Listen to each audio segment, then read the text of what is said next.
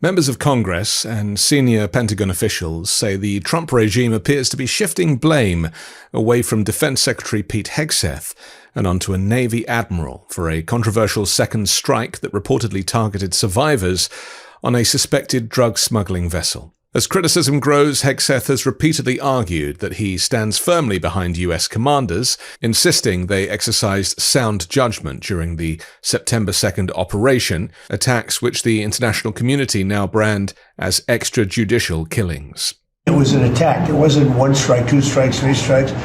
Somebody asked me a question about the second strike. I didn't know about the second strike. I didn't know anything about people. I wasn't involved in it. I knew they took out a boat. But I would say this. They had a strike. I hear the gentleman that was in charge of that is extraordinary. He's an extraordinary person. I'll let Pete speak about him. But Pete was satisfied. Pete didn't know about second attack having to do with two people. I guess Pete would have to speak to it. I can say this.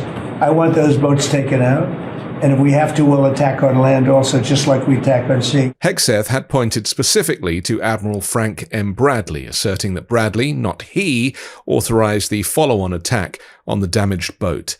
The White House has echoed this version of events, prompting unease among lawmakers from both parties, who fear Bradley is being used as a fall guy for an order that may have violated US and international law. Hegseth did provide some additional details in an embarrassing cabinet meeting today regarding the controversial decision to execute this second strike on an alleged drug trafficking boat off the coast of Venezuela. Hegseth described his personal involvement in the events, clarifying that while he did witness the start of the action, he was not present when the critical restrike decision was made.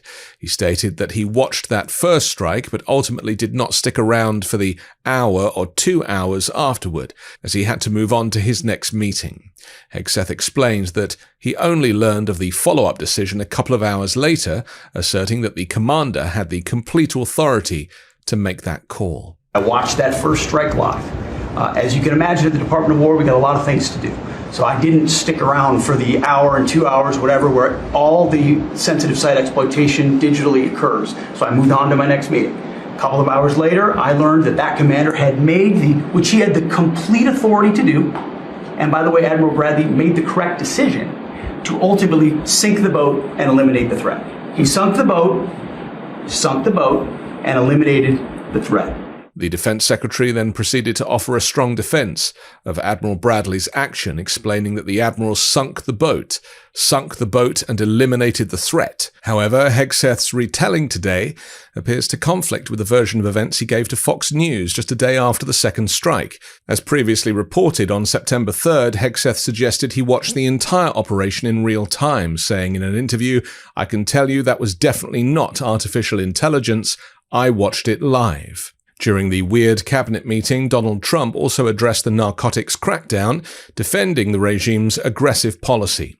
He stated that any country manufacturing and selling drugs to the US is subject to attack, indicating that such strikes would not be limited to Venezuela. Furthermore, Trump announced a significant escalation, declaring that the regime is going to start doing those strikes on land as well, after primarily containing the crackdown to sea operations.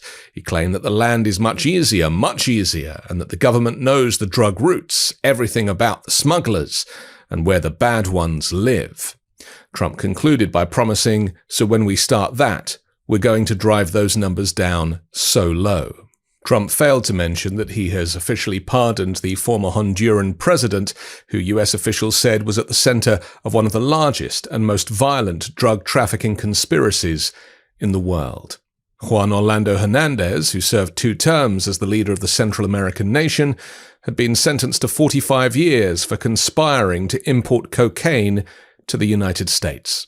On Monday, White House Press Secretary Caroline Leavitt publicly identified Bradley as the officer who directed the engagement, while portraying Hegseth as removed from the immediate decision-making. She emphasized that Bradley acted within established authorities after receiving Hegseth's broader approval to conduct kinetic operations.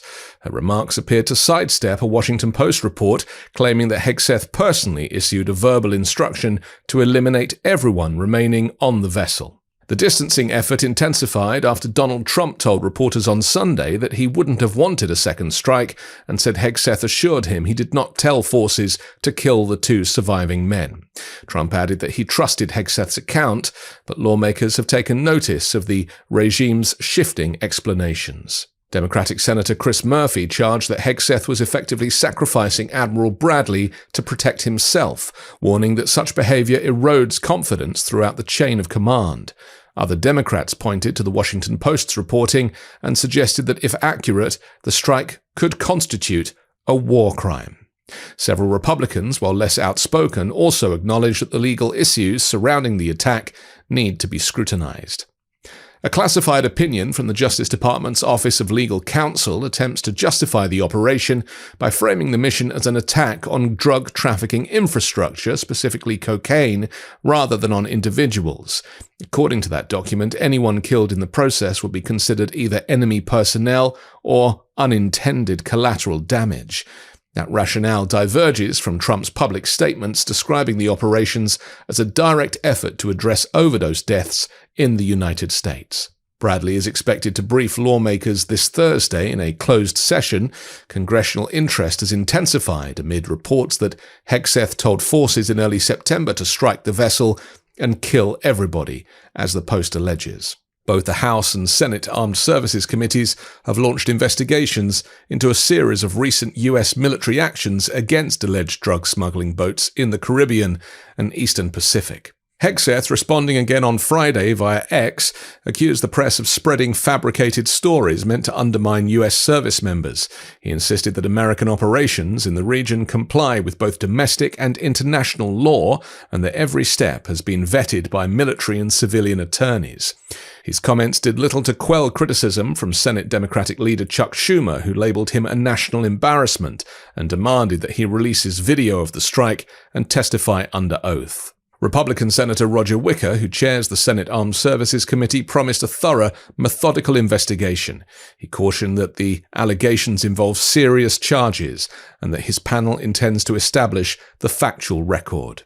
The September 2nd attack was one of many carried out as part of a broad U.S. military build-up in waters near Venezuela ordered by Trump. The campaign, which includes deployment of the Navy's largest aircraft carrier to the region, has resulted in more than 80 deaths. The underlying strategy and its potential connection to U.S. policy towards Venezuelan President Nicolas Maduro have become additional points of debate among lawmakers. Inside the Pentagon, Hegseth's first year as secretary has been marked by turmoil.